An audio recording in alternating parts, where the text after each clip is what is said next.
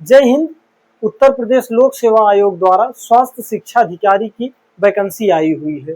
यह वैकेंसी आज से 20 साल पहले आई हुई थी, 2005 के आसपास, ऐसा बताते हैं हमारे सीनियर लोग।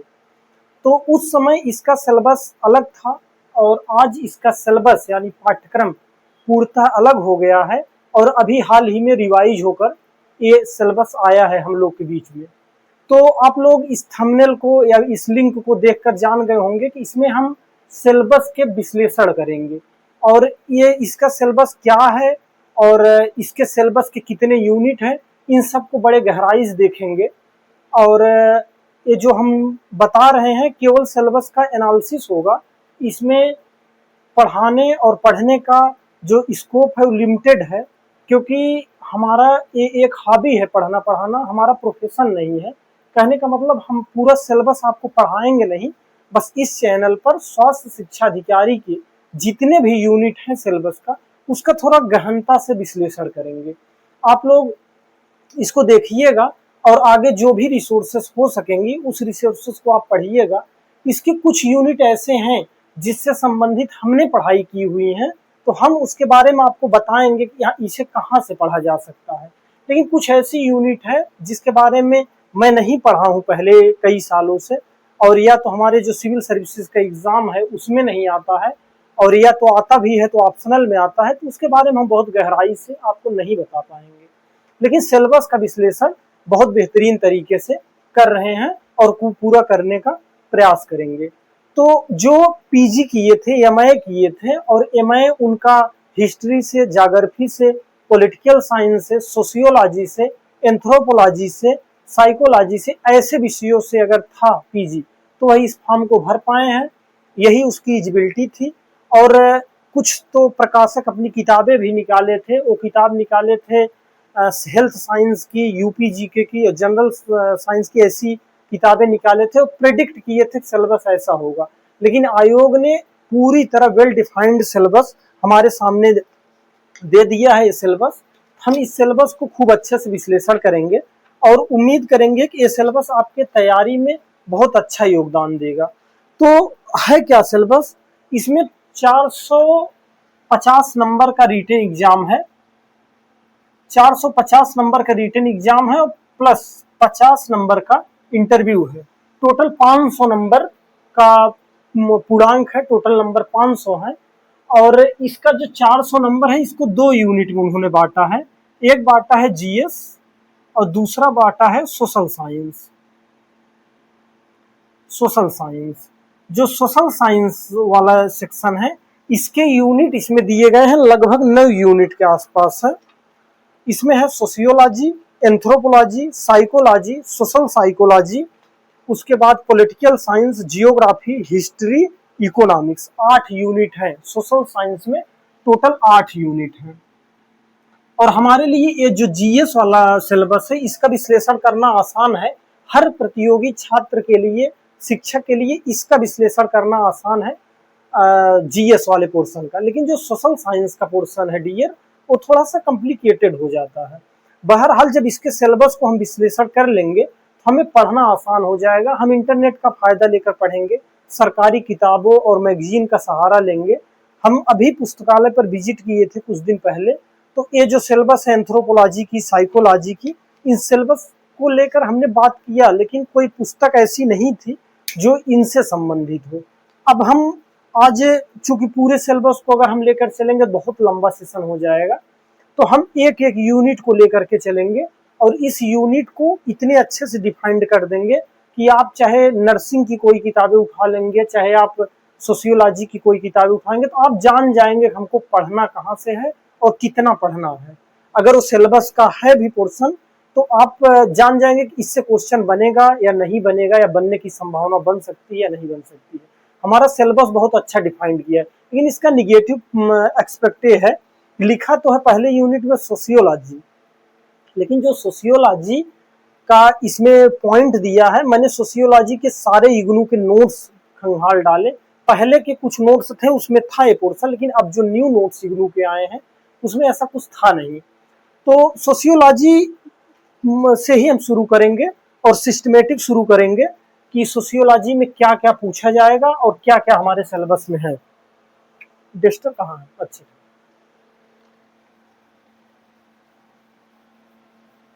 पूरे सिलेबस को कवर करेंगे, 7-8 वीडियो में कवर हो जाएंगे, छोटे छोटे वीडियो में। तो पहला नंबर है सोशियोलॉजी में मीनिंग ऑफ हेल्थ, स्वास्थ्य के परिभाषा, meaning of earth, meaning of health. तो हेल्थ क्या है, पहले तो यही आता है हमारे सिलेबस में, ये है कि हेल्थ क्या है। जो हेल्थ है इसकी बात अगर हम करें कि हेल्थ क्या है, तो इसके अर्थ को पढ़ने हैं। और इसके अर्थ में अगर हम सीधा यही देखें, हमारे दिमाग में भी यही आता है, जो आदमी स्वस्थ है तो उसे हम कहेंगे हेल्दी है। लेकिन हेल्थ की केवल परिभाषा WHO कहता है कि हेल्थ की सिर्फ ये परिभाषा नहीं है कि स्वस्थ मानो, अगर वो शारीरिक रूप से स्वस्थ है कोई व्यक्ति, तो उसको हम हेल्थ में नहीं केवल यही नहीं परिभाषित करेंगे, बल्कि हेल्थ में हम ये मान के चलेंगे कि व्यक्ति शारीरिक रूप से स्वस्थ होने चाहिए, मानसिक रूप से स्वस्थ होने चाहिए, और सामाजिक रूप से भी उसे ऐसे स्वस्थ होने चाहिए कि वह शारीरिक, मानसिक और सामाजिक कल्याण के एक फ्रेम में फिट हो सके। कहने का ये मतलब है, सीधी बात है कि स्वास्थ्य को केवल शारीरिक आयाम नहीं हम लेकर चलते हैं, शारीरिक स्वास्थ्य को ही एक स्वास्थ्य की परिभाषा में नहीं लेकर चलते हैं, बल्कि स्वास्थ्य को शारीरिक, मानसिक और सोशल, सामाजिक आयाम में लेकर चलते हैं। ये स्वास्थ्य की परिभाषा है। तो पहली हमारी हेडिंग होगी, हमारे सिलेबस का है स्वास्थ्य। दूसरा हमारे सिलेबस में है डायमेंशन ऑफ हेल्थ। अगर इसका सीधा जो हमारे सिलेबस में लिखा गया है वो लिखा है थ्योरेटिकल डायमेंशन। अगर पूरी इसको एक लाइन हम एक टॉपिक बनाएं तो उसका बनेगा theoretical dimension of health. Theoretical dimension of health में सीधा मतलब है कि हेल्थ के कितने कितने डायमेंशन हैं। तो अगर हम दूसरी हेडिंग देखेंगे तो हमारा बनेगा थ्योरेटिकल डायमेंशन ऑफ हेल्थ या डायमेंशन ऑफ हेल्थ।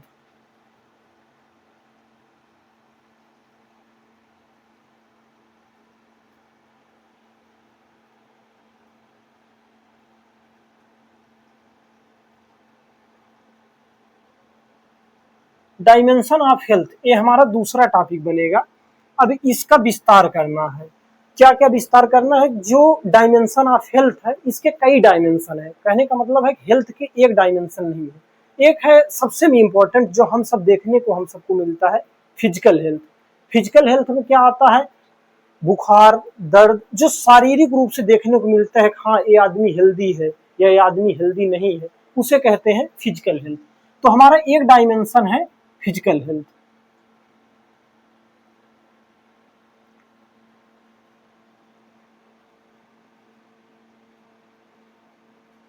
जो फिजिकल हेल्थ हमारा है इसके अंदर क्या आएगा, फिजिकल हेल्थ में हम स्वाभाविक रूप से समझ जाएंगे जो भी हमने आपको बताया। दूसरा हमारा आएगा वो है मेंटल हेल्थ। मेंटल हेल्थ में क्या है, ये सब डायमेंशन है, फिजिकल हेल्थ, मेंटल हेल्थ। अच्छा, ये हम पढ़ा नहीं रहे हैं, कहने का मतलब जो हमारा सिलेबस उसको खूब विस्तार कर रहे हैं। आप लोग इसको जहां से मिले वहां से पढ़िएगा। जो मेंटल हेल्थ है उसका ये मतलब होता है कि आदमी शारीरिक रूप से तो स्वस्थ है, लेकिन दुर्भाग्य से ऐसा ना हो कि वह मानसिक रूप से विक्षिप्त हो। कहने का मतलब है उसके अंदर सोचने समझने की क्षमता होनी चाहिए, उसके अंदर निर्णय लेने की क्षमता होनी चाहिए, उसके अंदर सही और गलत दोनों का फैसला करने की क्षमता होनी चाहिए। अच्छा क्या है, बुरा क्या है, इस चीज के प्रति उसके अंदर संवेदनाएं होनी चाहिए। अगर ये सब चीजें हैं तो माना जाएगा कि व्यक्ति जो है वो मानसिक रूप से मेंटली हेल्दी है। और अगर ये सब नहीं है तो उसे अनहेल्दी, मेंटली अनहेल्दी माना जाएगा। तो हम लोग मेंटल डायमेंशन को भी पढ़ेंगे जो हेल्थ का डायमेंशन है। और तीसरा डायमेंशन हमारा है वो आता है social dimension, social dimension of health.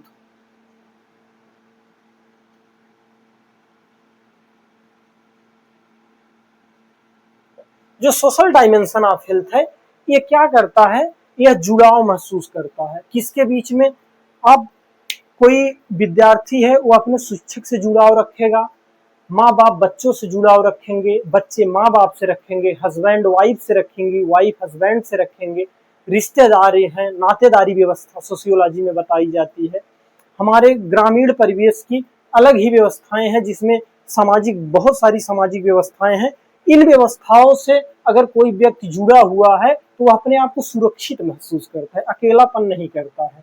और अगर इस तरीके का कोई व्यक्ति है जो इस पूरे संरचना में फिट बैठता है तो उसे सोशली हेल्दी माना जाएगा, नहीं तो वह सामाजिक रूप से अनहेल्दी माना जाएगा अगर ऐसे लक्षण नहीं है तो ये हमारा था सोशल हेल्थ।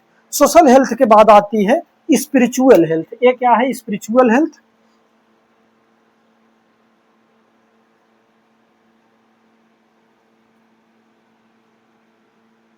जो स्पिरिचुअल डायमेंशन है, कहने का मतलब स्पिरिचुअल डायमेंशन ऑफ हेल्थ में केवल धर्म की बातें नहीं कही गई है कि आप घंटों तक बैठ करके अगर पूजा पाठ कर रहे हैं तो ये नहीं माना जाएगा आप स्पिरिचुअली आप हेल्दी हैं, आध्यात्मिक रूप से आप स्वस्थ हैं। ऐसा नहीं है। आपके जीवन का उद्देश्य क्या है और जीवन का अर्थ क्या है और आपके जीवन की नैतिकता क्या है, जीवन के मूल्य क्या है। अगर ये जीवन का उद्देश्य, जीवन के अर्थ और जीवन की नैतिकता, अगर इन सब के बारे में आप संवेदनशील हैं तो आप स्पिरिचुअली रूप से हेल्दी होंगे, न कि केवल रिलीजियस की बात यहाँ की जाती है। तो यहाँ हम ये कहेंगे objective of life, ethics of life, value of life and goal of life, उद्देश्य क्या है, ये है हमारे स्पिरिचुअल हेल्थ। और अगर किसी को ये वीडियो स्पीड लगे और आगामी आपको हेल्थ एजुकेशन ऑफिसर का ही पेपर देना है तो आप इसको थोड़ा स्लो करके देख सकते हैं, और हो सके तो इसको पोज करिए और नोट करना चाहें तो आप नोट कर लीजिए। अगर केवल वैसे अपने जानकारी के लिए बस ही वीडियो देख रहे हैं तो कोई बात नहीं है।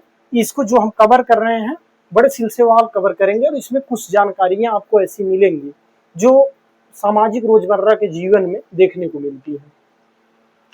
तो ये हमारा हो गया स्पिरिचुअल हेल्थ। तो स्पिरिचुअल हेल्थ में अगर कोई आदमी है, जो आदमी अगर वो कहीं आस्था नहीं रखता है, जिसे हम नास्तिक कहते हैं, अगर नास्तिक है तो वो है ठीक है, उसकी अपनी विचारधारा है, वो नास्तिक रह सकता है।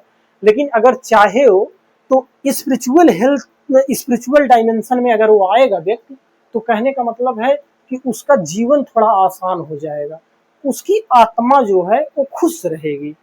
किसी के प्रति जो नैतिक व्यवहार करना है, मानवीय मूल्य रखना है, उसके लिए आसान हो जाएगा, वैल्यूएबल लाइफ देखने को मिलेगी।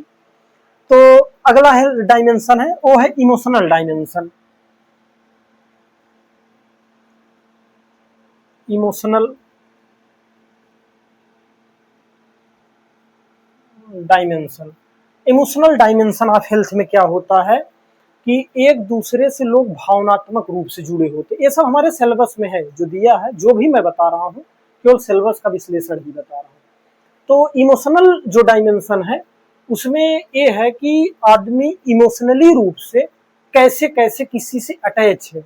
अगर इमोशन नहीं है उसके अंदर भावनाएं नहीं है, संवेदनाएं नहीं है तो अनहेल्दी। लेकिन कभी कभी इमोशन इतने ज्यादा नहीं होने चाहिए कि वो भी आपको अनहेल्दी बना दे या कॉन्फ्लिक्ट पैदा करे। अभी आगे कॉन्फ्लिक्ट की बातें करेंगे। कहने का ये मतलब है कि आप इतने इमोशनल हो गए हैं कि मम्मी को जब देखते हैं तो रोने लगते हैं।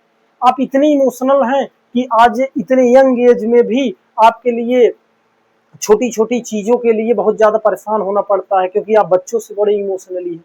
ऐसा नहीं है, बैलेंस बना के आपको रखने हैं। ये आपको इमोशनल हेल्थ में पढ़ने पड़ेंगे।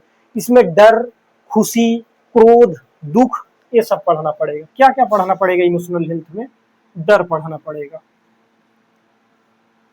खुशी पढ़नी पड़ेगी, क्रोध पढ़ना पड़ेगा, और उसके बाद हमारा जो है ये है, मान लीजिए डर हो गई, खुशी हो गया, क्रोध हो गया, और एक दुख है। ये तो जीवन की सबसे बड़ी प्रॉब्लम है, दुख। तो दुख है। ये सब क्या है? ये हमारे इमोशनल हेल्थ से सीधे जुड़े हुए हैं। और पहले तो हमने कहा कि ये जो टॉपिक है शुरू में दिया है सोशियोलॉजी का पोर्शन, लेकिन पढ़ना क्या पड़ रहा है? ये डायरेक्ट सोशियोलॉजी से नहीं जुड़ा है। बिहेवियर उसका व्यवहारिक रूप है, बिहेवियरल अप्रोच। अगर सोशियोलॉजी हम पढ़ेंगे तब इसमें हम आ जाएंगे। फिर आता है हमारा occupational health, occupational dimension of health. Occupational dimension of health.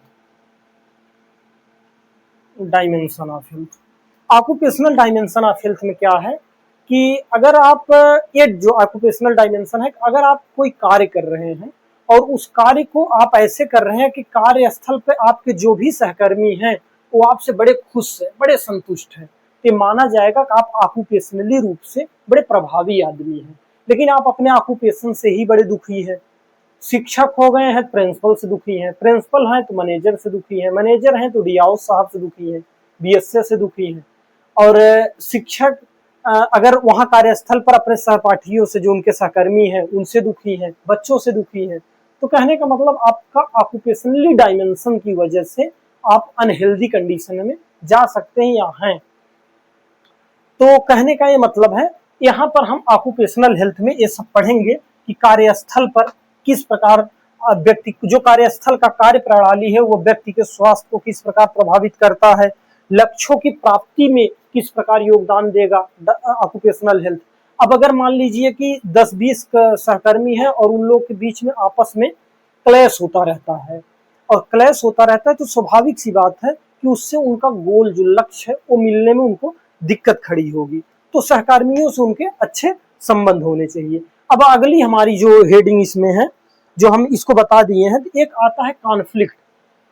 अगर हम तीसरी हेडिंग देखें जो हमारे सिलेबस में है, वो है कॉन्फ्लिक्ट।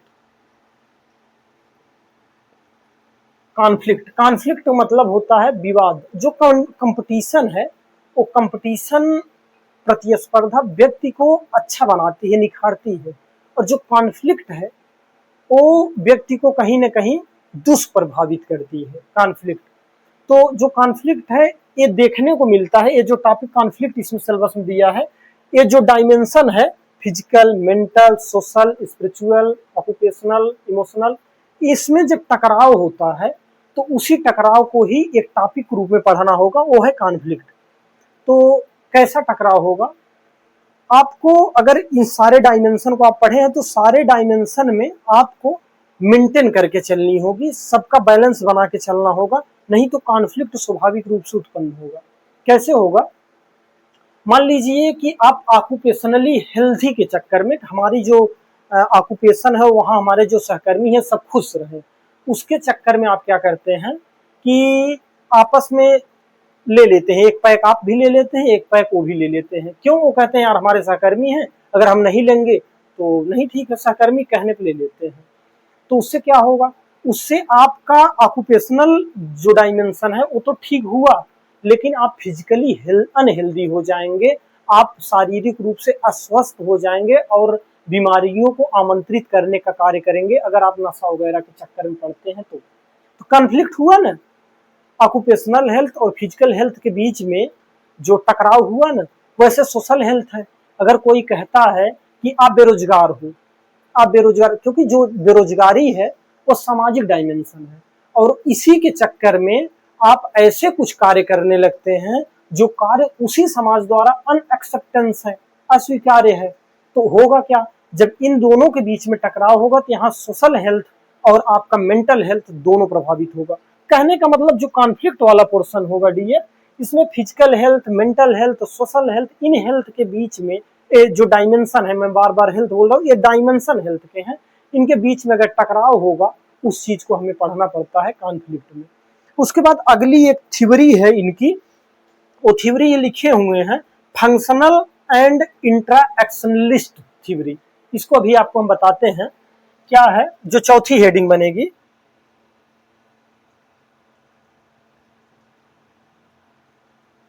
फंक्शनल एंड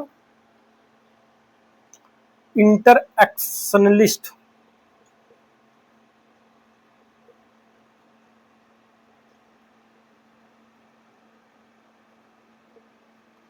ये दोनों टर्म है और इसको हम समझेंगे, और इससे एग्जाम में तो क्वेश्चन आ भी सकते हैं, लेकिन किताबें पढ़ने में अच्छा लगेगा।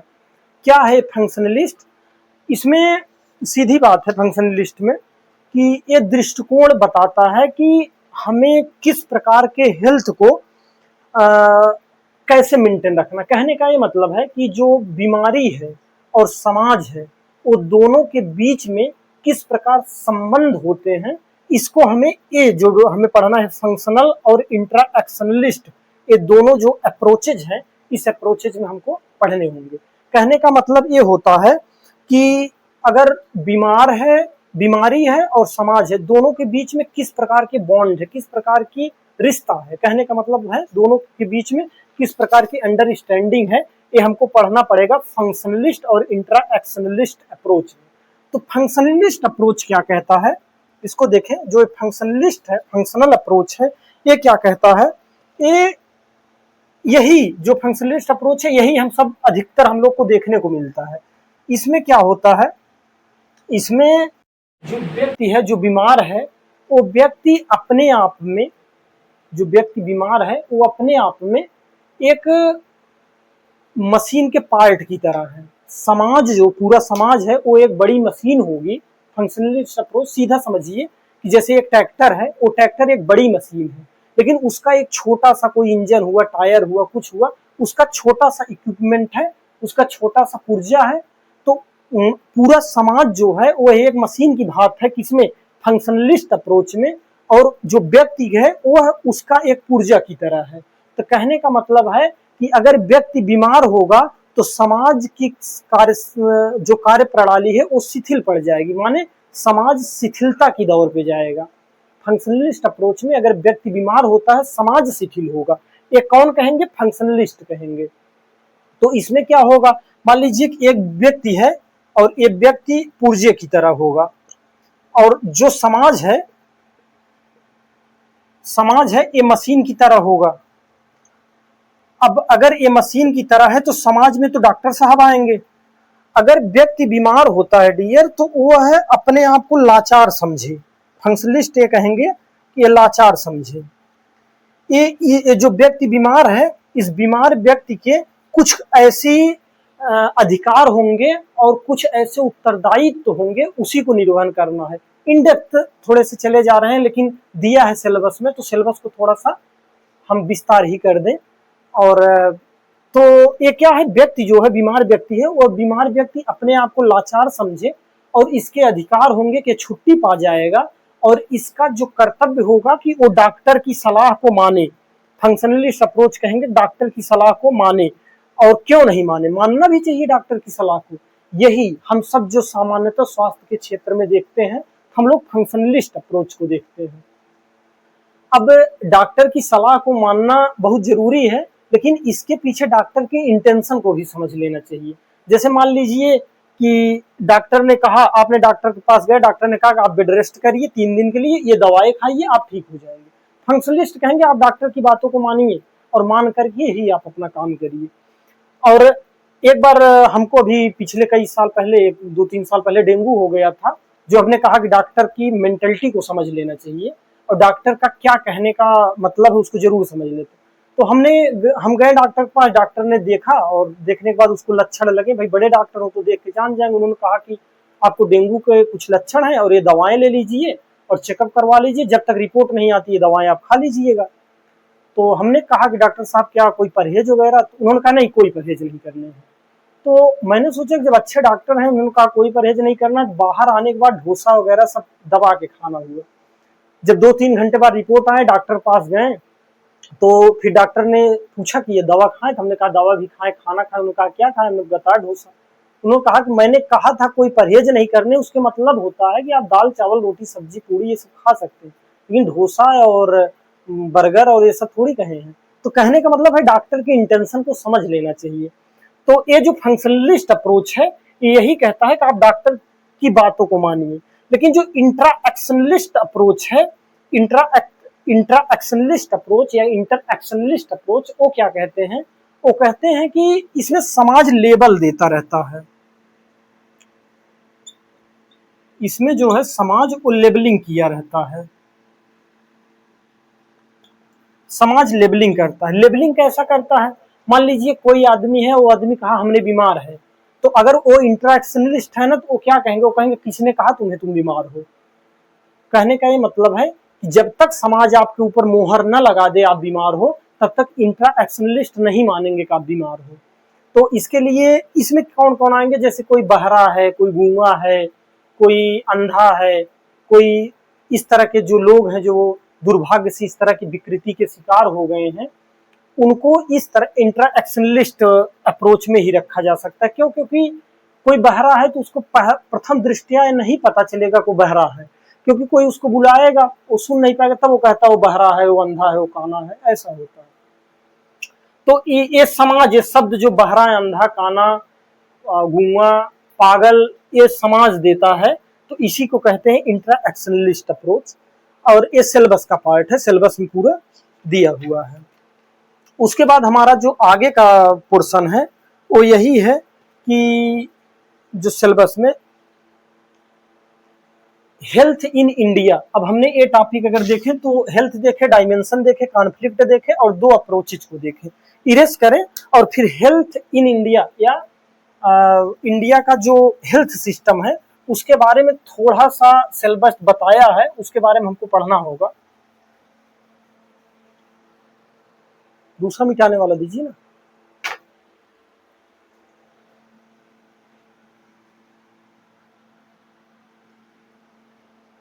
सिलेबस थोड़ा कॉम्प्लिकेटेड भले है, लेकिन अब हेल्थ एजुकेशन आप समूह है ग्रुप बी की सर्विस के लिए अगर तैयारी कर रहे हैं तो थोड़ा सा डेप्थ में जाकर तो समझना पड़ेगा ना। तो हेल्थ इन इंडिया अगर है, उसमें सबसे ज्यादा इन्होंने फोकस किया है सिलेबस में कि गैप कैसा होना चाहिए, और गैप कैसा है किसके किसके बीच में, जैसे शहर और गांव के बीच में इन्होंने खूब बढ़िया से तुलना करने की तरफ संकेत दिया है। तो इन्होंने अगर हेल्थ इन इंडिया ऐसा सिलेबस में लिखा है, तो आगे डिफाइन करके इन्होंने बताया है कि रूरल एंड अर्बन गैप, शहर और गांव की जो स्वास्थ्य व्यवस्था है, हेल्थ इंफ्रास्ट्रक्चर है, उसके बीच में गैप क्या है, इसके बारे में हमको पढ़ना होगा। इसको कहते हैं रूरल एंड अर्बन हेल्थ डिसएपैरिटीज, ऐसे कुछ करके इसका एक न्यूज में कटिंग में ऐसा कुछ दिया था, वहां से हमें याद आ गया है, डिसएपैरिटीज ऐसे कुछ शब्द करके दिया था। तो डिसएपैरिटीज, एपैरिटी ऐसे करके दिया है। तो हमें यहाँ देखेंगे जो हमारे सिलेबस में है वो है rural and urban gap. Urban gap ये हमारे सिलेबस में है हेल्थ वाले सेक्टर में, हेल्थ इन इंडिया के सेक्टर में।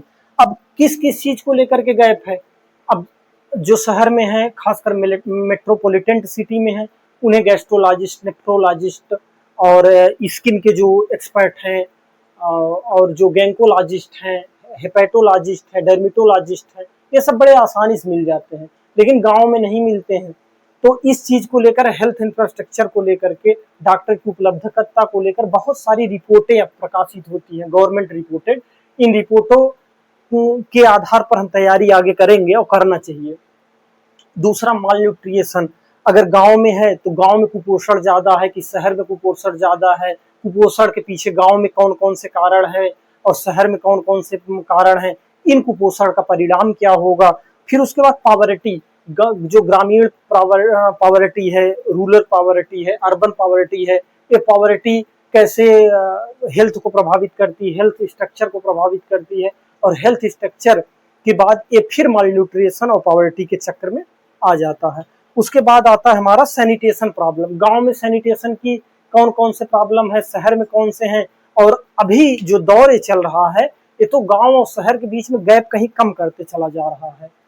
गांव में जो सैनिटेशन का प्रॉब्लम है वो कहीं ज्यादा बढ़ते चला जा रहा है, गांव में इतने ज्यादा मॉस्किटो लग रहे हैं उतने शहर में बल्कि नहीं लगते हैं मॉस्किटो, और ये सैनिटेशन की ही वजह से हो रहा है, क्योंकि गांव में, शहर में तो हमेशा सैनिटेशन होता पहले से चला रहा है, लेकिन गांव में उस लेवल का सैनिटेशन होता नहीं है, और मच्छर मारने की दवाएं और ये सब, क्योंकि ग्रामीण पृष्ठभूमि है, खेती गृहस्थी वाला रहता है काम, तो मच्छर वगैरह कंट्रोल करना बड़ी मुश्किल हो जाता है। ये भी हमको पढ़ना है, सैनिटेशन, माल न्यूट्रिएशन, पावर्टी और सैनिटेशन, ये सब हमको पढ़ना है rural and urban health gap में। चल रहा है माइक? हाँ ठीक है, चल रहा है। और उसके बाद सोशल इसके बाद हम देखेंगे, अभी तक हमने कितने डायमेंशन को उसमें देखे थे, physical dimension, social dimension, mental dimension, उसमें आगे हमारी हेडिंग को बता दिए हैं कि social dimension of health, health sector में सोशल डायमेंशन ऑफ हेल्थ। एक मिनट, ऑफिशियल सिलेबस को देखते रहे ना। सोशल डायमेंशन ऑफ हेल्थ, इसमें देख लें हम, इसमें हम माल न्यूट्रिशन,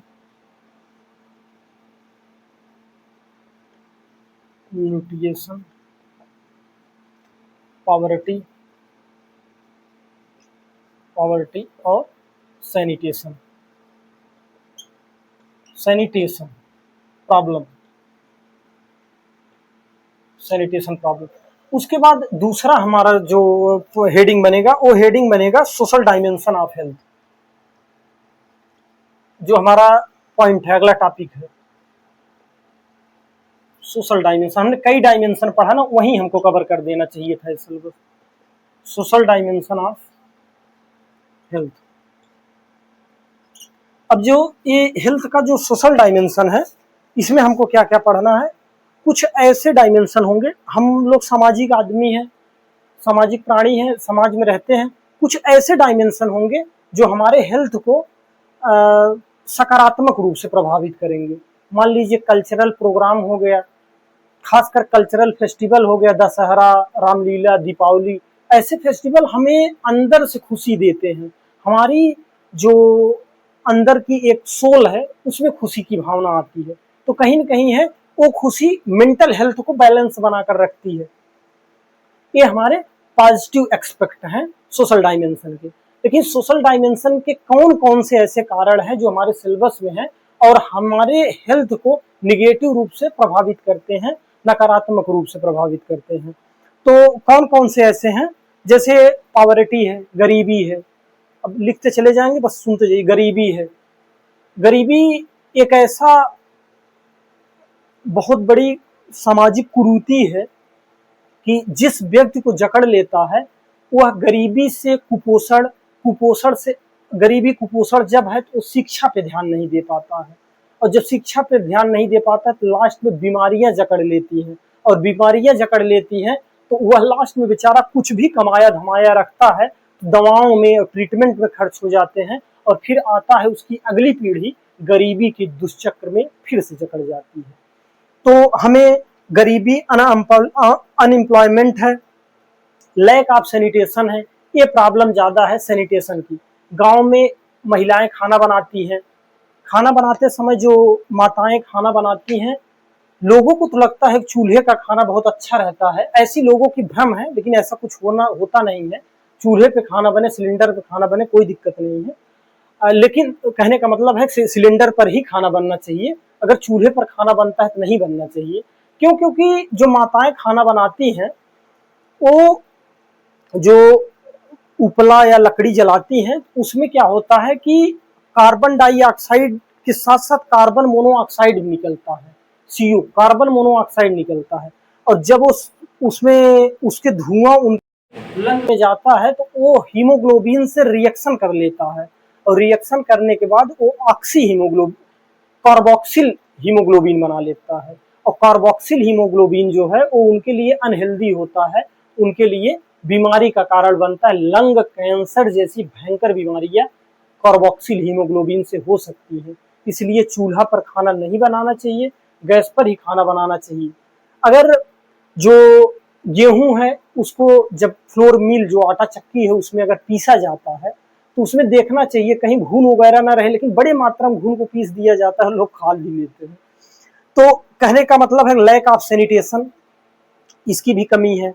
और उसके बाद एजुकेशन, और लास्ट में रूढ़िवाद, रूढ़िवाद के साथ साथ अंधविश्वास, ये सारी चीजें सामाजिक एक्सपेक्ट ऐसे हैं, सामाजिक डायमेंशन ऐसे हैं जो हमारे स्वास्थ्य को नकारात्मक रूप से प्रभावित करते हैं। तो कौन कौन से हैं जो हमारे सिलेबस में हैं, उसको हमें पढ़ना है कि कौन कौन से ऐसे सामाजिक डायमेंशन है जो हमारे हेल्थ को निगेटिवली प्रभावित करते हैं। हमारे सिलेबस में लिखा है economic status, economic status Hindi में इसलिए नहीं लिख रहे हैं कि दोनों नहीं लिख सकते, एक तो छोटा बोर्ड है, डिजिटल बोर्ड भी नहीं है। इंग्लिश का पीपीटी और हिंदी पीपीटी दोनों बना लेते हैं, लेकिन लैपटॉप साथ नहीं दे रहा है, उसका कोई पावर पॉइंट वगैरह नहीं बन रहा है, सब पता नहीं क्या गड़बड़ हो गया है। तो अभी के लिए जल्दी ही ये सारी व्यवस्थाएं हो जाएंगी। हमारी भी हॉबी है कि हम अच्छे कंटेंट और ज़्यादातर पीपीटी बेस्ड कंटेंट पर काम करें, तो हम भी जो 1 घंटे का काम है उसको 10 मिनट 15 मिनट में ख़त्म कर सकते हैं। तो देखिए फिलहाल इकोनॉमिक स्टेटस जो है वो है सोशल डायमेंशन में, तो इसमें रिच लोग हैं जो गांव के अमीर लोग हैं, और एक है पुअर। रिच और पुअर ये दोनों चीजों के बारे में, जो रिच लोग हैं वो उनके लिए जो सोशल क्षेत्र में जाकर के अगर उनको हेल्थ सुविधाएं लेनी है तो ले लेंगे, पुअर है तो उनके लिए अलग ही प्रॉब्लम है। एजुकेशन ये भी हमको पढ़ना है, ये सिलेबस में है एजुकेशन।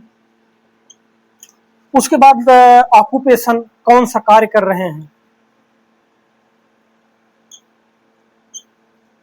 अगर कोई आदमी भट्ठे पर काम कर रहा है, ईटा वगैरह बना रहा है, उसमें भट्ठे को जला रहा है, जो काम है, तो वो आदमी 300-400 रुपए पाता है। कितनी भयंकर गरीबी में उसका डेली का कार्य चलता रहता है और सारी चीजें हैं। उसके बाद यहाँ जब आते हैं एजुकेशन पे, तो शिक्षा उसके लिए क्या, जब 2 रोटी मुहाल है तो शिक्षा क्या लेगा। ऑक्यूपेशन उसके वही है। तो जो हमारी सरकार है वो 5 किलो गेहूं और 5 किलो चावल मुफ्त दे रही है हमारे नागरिकों को, और इसका जो लंबा लक्ष्य है, एक विजन है, वो क्या है आप लोग को क्लियर बताएं। कि अगर कोई आदमी मान लीजिए 400 रुपए पाता है,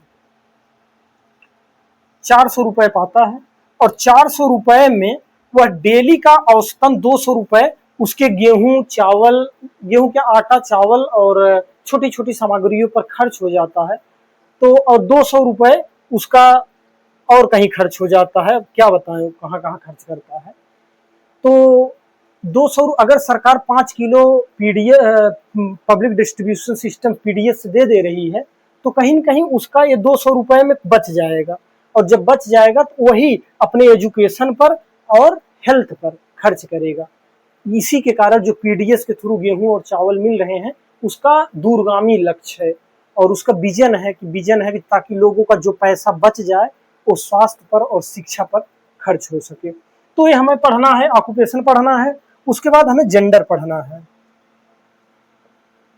समाज में जो जेंडर बेस्ड इनइक्वालिटी है, इनइक्वालिटी है, उसको पढ़ने हैं।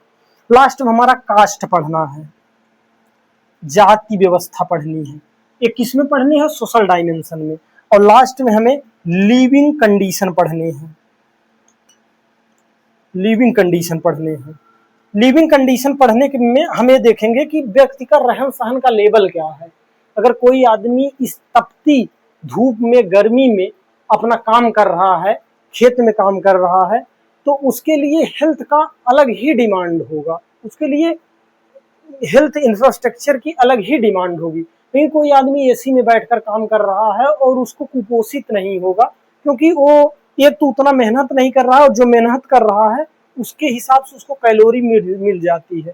और जो गांव के लोग हैं वो गरीबी से परेशान रहते हैं, इतने खेती से, गांव के लोग सब नहीं गरीबी से परेशान रहते, जो खेती गृहस्थी करने वाले लोग हैं इतने परेशान रहते हैं कि जब वो बीमार होते हैं और डॉक्टर उनको कहता है कि आप फ्रूट वगैरह खाइए, तभी वो फ्रूट खा पाते हैं, नहीं तो नहीं खाते हैं। कहने का मतलब है कि कुपोषण से होना उनका एकदम लाजमी है कि कुपोषण से आ जाएंगे, क्योंकि दाल चावल तो बहुत बड़ी बात है, रोटी और सब्जी और ये सब, दाल भी मिलना बहुत मुश्किल हो जाता है लोगों को।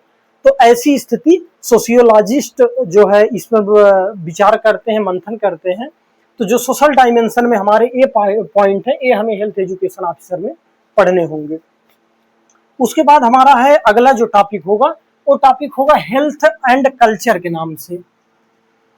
और इरेज कर दे थोड़ा से, आप लोग अगर स्क्रीन शॉट लेना चाहें तो ले लीजिए, हम बगल हो जा रहे हैं।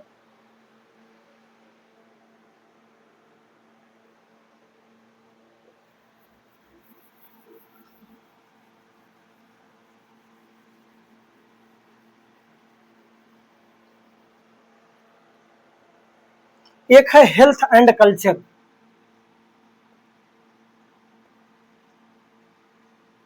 हेल्थ एंड कल्चर, ये जो टॉपिक है, इस टॉपिक में हमें फूड हैबिट्स पढ़ने हैं। कुछ लोग ऐसे हैं जो सुबह भी दाल चावल, शाम को भी दाल चावल, और उनको और कुछ पसंद ही नहीं है या पाते ही नहीं खाने के लिए, तो उनके फूड हैबिट्स ऐसे ही हैं, उनको बीमारी की तरफ झोंक देते हैं। तो पहला टॉपिक इसमें पढ़ने हैं फूड हैबिट्स। ये सब पढ़ने हैं हम जितना बोल रहे हैं। Food habits. एक नागालैंड के थे, उनसे हमने पूछा, वो सुबह भी दाल चावल खाते थे, शाम को भी दाल चावल खाते थे। तो उनसे हमने पूछा कि अगर आपको शुगर जैसी समस्याएं हो जाए तब आप लोग क्या करेंगे, तो उन्होंने बड़े धड़ल्ले से कहा, तो क्या दवा नहीं बनी है क्या? दूसरी है हाइजीन प्रैक्टिसेस। ये हमें पढ़ने हैं हाइजीन प्रैक्टिसेस।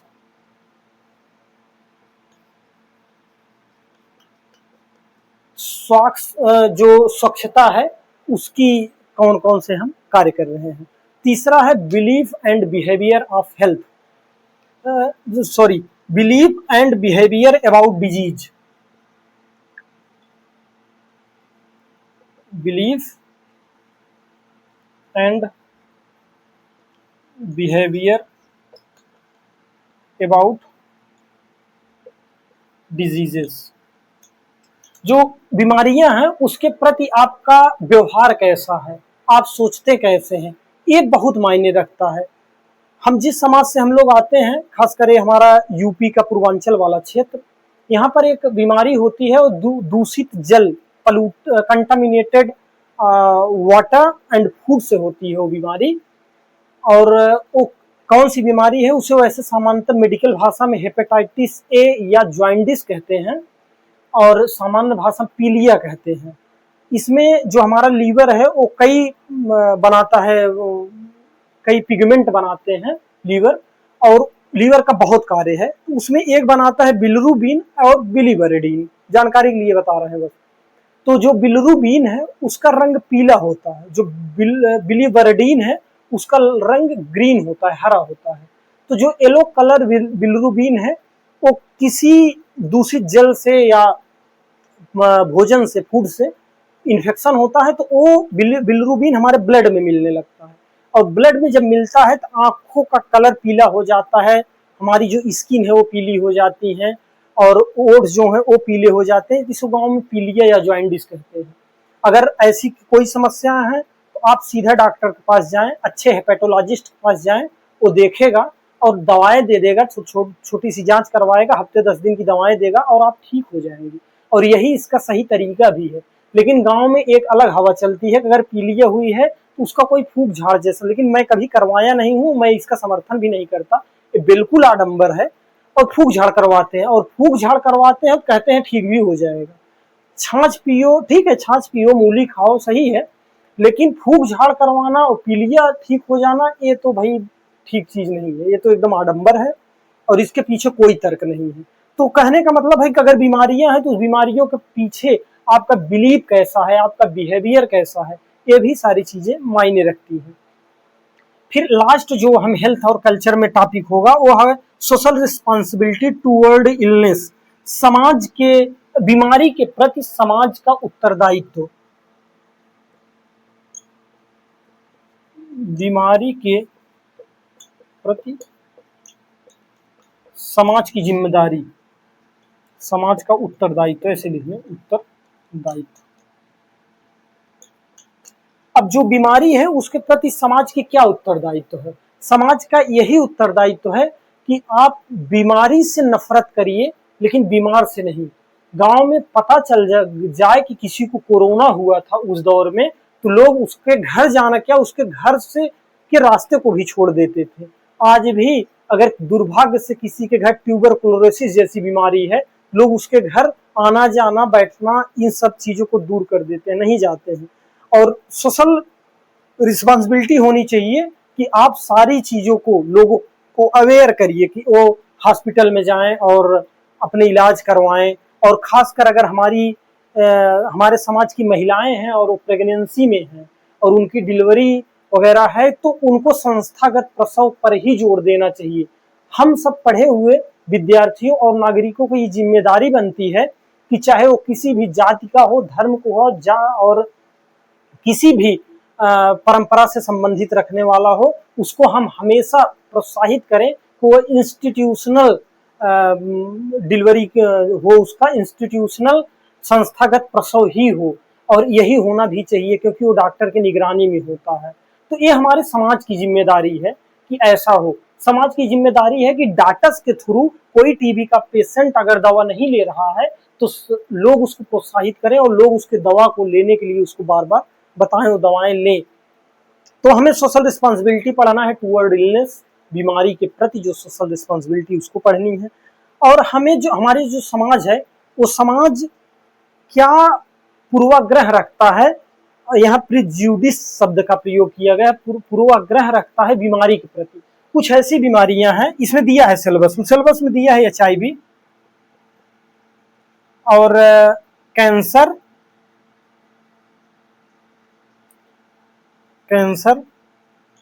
एड्स। अगर HIV कैंसर और एड्स ये बीमारियां हैं, ये भी हमारे सिलेबस में है और इसके प्रति जो समाज का पूर्वाग्रह है वो हमें पढ़ना है। अगर ये बीमारी है, इसके प्रति समाज का पूर्वाग्रह आज कहीं न कहीं बहुत नकारात्मक है, ऐसा नहीं होना चाहिए। अगर किसी को HIV हो गया है, इसका ये मतलब नहीं है कि वह व्यक्ति चरित्रहीन ही है। हो सकता है कि HIV सिर्फ ब्लड से कंटामिनेटर से नहीं फैलता है, बल्कि केवल ब्लड सीमेन से ही नहीं फैलता है, और ब्लड में मतलब इंजेक्शन वाले ब्लड से नहीं फैलता, बल्कि अगर कोई लेजर से कहीं जाता है, वहाँ सेविंग वगैरह करवाता है, वहाँ हाइजीन का ख्याल नहीं रखा जाता है, तो भी फैल जाता है। कहने का मतलब ब्लड से फैलता है, लेकिन ऐसा नहीं सिरिंज से ही फैले, नीडल से ही फैले। हो सकता है सेविंग के दौरान फैल जाए, हो सकता है कि कहीं ऑपरेशन थिएटर में ऐसे हाइजीन को ख्याल नहीं रखा गया और ऑपरेशन कर दिया गया, वहां भी फैल सकता है। अगर किसी को कैंसर है तो ये एकदम संपर्क नहीं होना चाहिए कि वो जेनेटिकली है, ऐसा भी नहीं है, हो गया कैंसर दुर्भाग्य से तो हो गया किसी को। कहने का मतलब है कि समाज इसके प्रति पूर्वाग्रह नकारात्मक अगर बनाती है तो नहीं बनाना चाहिए। जो भी चीजें हैं, कहने का मतलब है कि पढ़ना होगा। केवल हम यहाँ छोटी छोटी चीजों को हल्का सा लाइट वे में ला रहे हैं, प्रकाश डाल रहे हैं, ऐसा नहीं कर रहे हैं। हम पूरे सिलेबस को कवर कर रहे हैं, ये पूरी यूनिट है, इसको आपको डेप्थ में जाकर पढ़ने होंगे। फिर अगला हमारा जो लास्ट टॉपिक बचता है सोशियोलॉजी, हेल्थ सोशियोलॉजी में, वो है हेल्थ इनइक्वालिटीज। हेल्थ इनइक्वालिटी, स्वास्थ्य असमानता। तो थोड़ा सा इरेज करें और फिर स्वास्थ्य असमानता पे हम बात करते हैं। देखिए, हम यहाँ पर सिलेबस तो भले विस्तार से बता दे रहे हैं, लेकिन हम देख रहे हैं बार बार कंटेंट नहीं बता पा रहे हैं कहाँ से पढ़ने हैं। क्योंकि 20 साल बाद ये एग्जाम हो रहा है और इसका पूरा सिलेबस नया है, और ये जो सोशियोलॉजी है ये मेरा विषय नहीं रहा है, मैंने कभी सोशियोलॉजी से पढ़ाई नहीं किया। बचपन में साइंस की पढ़ाई किया और बाद में जाकर सिविल सर्विसेज में जो भी जरूरतें पड़ी वही हमने पढ़ा। तो कहने का यही मतलब है कि अगर आप कोई वीडियो ये देख रहा हो और उसको लगे कि जो ये सिलेबस पे हम लोग बातें कर रहे हैं, अगर कोई डिटेल उनको कोई ऐसी किताबें मिले जो 80% भी इस सिलेबस को कवर करती हो, तो हमको जरूर बताइएगा। ठीक है, फोन नंबर वगैरह नहीं बताइएगा, नंबर ज्यादा हम सर्कुलेट नहीं करना चाहते हैं। डिस्क्रिप्शन जो वहाँ कमेंट बॉक्स है वहाँ पे लिख दीजिएगा तो हमें पता चल जाएगा, हम भी उस किताब को जरूर एक बार लेंगे अगर ऐसी कोई किताबें हों। फिर आता है हेल्थ इनइक्वालिटीज, स्वास्थ्य असमानता। हेल्थ इनइक्वालिटीज,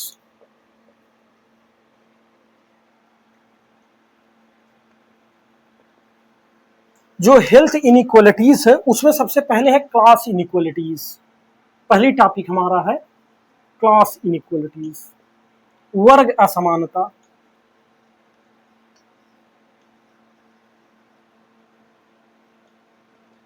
क्लास इनइक्वालिटीज, वर्ग असमानता। अगर कोई अमीर है, कोई गरीब है, कोई एजुकेटेड है, कोई अनएजुकेटेड है, तो सीधी बात है कि स्वास्थ्य को लेकर, स्वास्थ्य सेवाओं को लेकर के भी असमानता की स्थिति में होगा, इसको पढ़ना है। दूसरा हमें पढ़ना है जेंडर इनइक्वालिटीज, लिंग असमानता। ये स्वास्थ्य को लेकर ही पढ़ना है, याद रखना है। जेंडर इनइक्वालिटीज,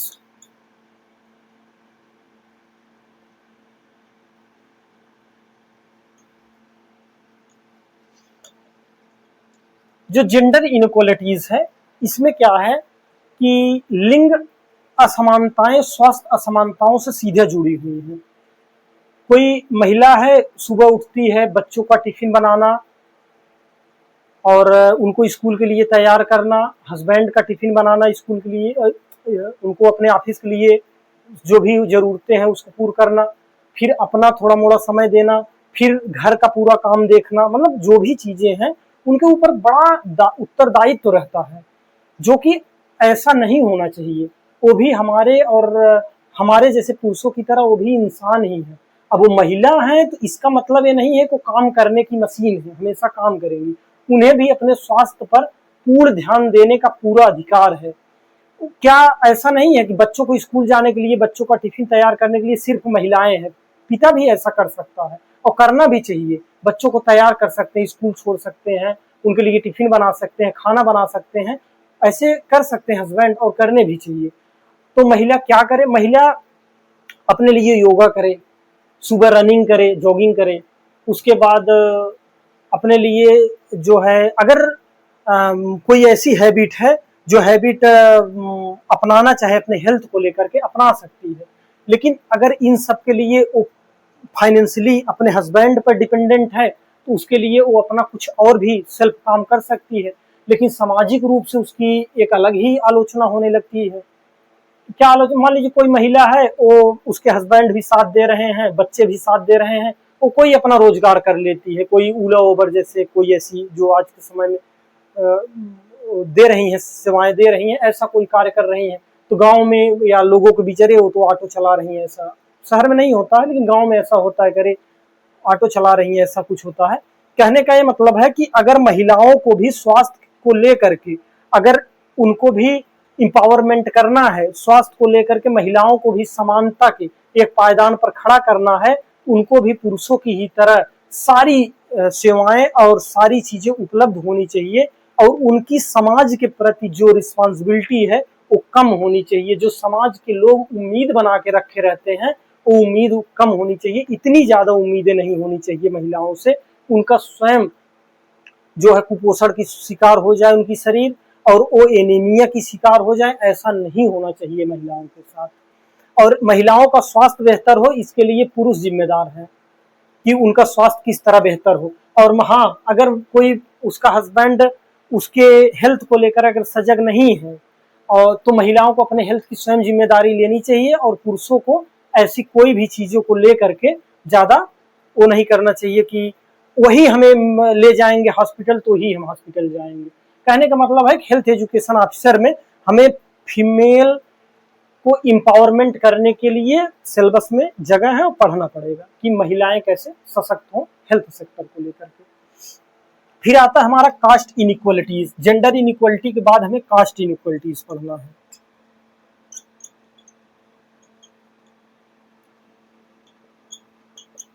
कास्ट इनइक्वलिटीज, जो कास्ट इनइक्वलिटीज है ये सामान्यतः शहरों में तो एकदम नहीं देखने को मिलता है, गांव में देखने को मिलता है। लेकिन जहां तक जातिगत असमानता की बात है वो कहीं न कहीं शिक्षा और गरीबी इन दोनों से जुड़ा है। अगर कोई आदमी लोअर कास्ट का है, कोई व्यक्ति, और वो शिक्षित है और रिच है, एजुकेटेड है और रिच है, अमीर है और शिक्षित है, उसके लिए स्वास्थ्य की सुविधाएं पाना, हेल्थ इनइक्वलिटी का हेल्थ जो समानता है उसको पाना बहुत बड़ी बात नहीं है। वो जहां चाहेगा अपना इलाज करवा लेगा और जैसे चाहेगा वैसे इलाज करवा लेगा। लेकिन अगर गांव में कोई दूसरे उच्च क्लास का भी है लेकिन गरीब है और अशिक्षित है तो उसके लिए स्वास्थ्य सुविधाएं मिलना बड़ा मुश्किल हो जाती है। लेकिन कभी कभी ये देखने को मिलता है कि जो हमारे छोटे कास्ट के भाई बहन हैं, परिवार के लोग हैं, समाज के लोग हैं, ये किसी हॉस्पिटल में जाते हैं अपने परिवार को लेकर, तो हॉस्पिटल के डॉक्टर लोग तो ऐसा नहीं करते हैं, सामान्यतः नहीं देखने को मिलता है। लेकिन उस हॉस्पिटल में इतने दलाल, इतने चमचे चाटुकार रहते हैं, और हॉस्पिटल में छोटे छोटे कर्मचारी जो आशा की बहनें हैं, ये लोग इतनी बदसलूकी से उससे बात करते हैं कि वो छोटे कास्ट की वजह से, कि और जानते भी नहीं है लेकिन जान लेते हैं उनका पहनावा ओढ़ावा, जो पुराने कपड़े पहने हैं या उनका खान पान, ऐसी भी स्थिति से परख लेते हैं। उनके साथ इतनी हाई लेवल की बातें करते हैं और खड़ी हिंदी का बड़ा बढ़ चढ़ के प्रयोग करना, तो उनके लिए ये लगता है कि अगर हम हॉस्पिटल में जाएंगे तो हम दुर्व्यवहार के शिकार होंगे। तो ऐसे भाई बहन हॉस्पिटल में, गवर्नमेंटेड हॉस्पिटल या बड़े हॉस्पिटल में जाना नहीं चाहते हैं, वो अपने किसी स्थानीय छोटे डॉक्टर को दिखाना पसंद करते हैं, और जब छोटा डॉक्टर देखता है तो वो और बहुत बड़ी समस्या की गिरफ्त में आ जाते हैं। छोटा डॉक्टर उनसे 10, 20, 25 रुपए लेता है और ऐसी दवाएं देता है जो उनके किडनी पर, लीवर पर, लंग पर बहुत ही निगेटिव इफेक्ट करता है, साइड इफेक्ट करता है और उससे उनका जीवन खतरे में पड़ जाता है।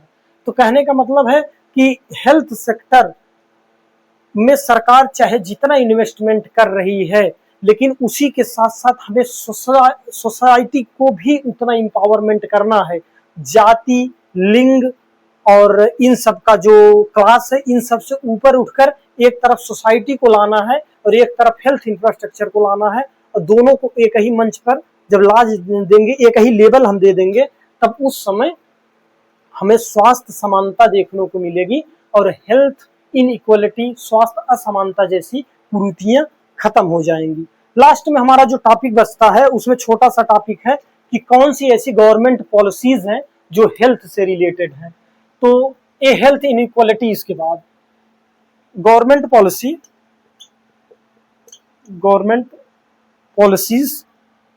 है ना, हाँ, पॉलिसीज रिलेटेड टू हेल्थ।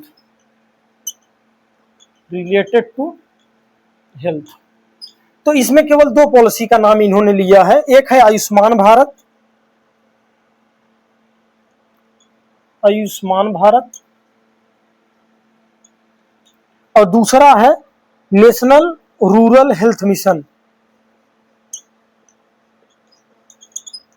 और इनका दोनों को लिखा है कि हमारे स्वास्थ्य पर क्या प्रभाव है, इट्स इम्पैक्ट ऑन कम्युनिटी,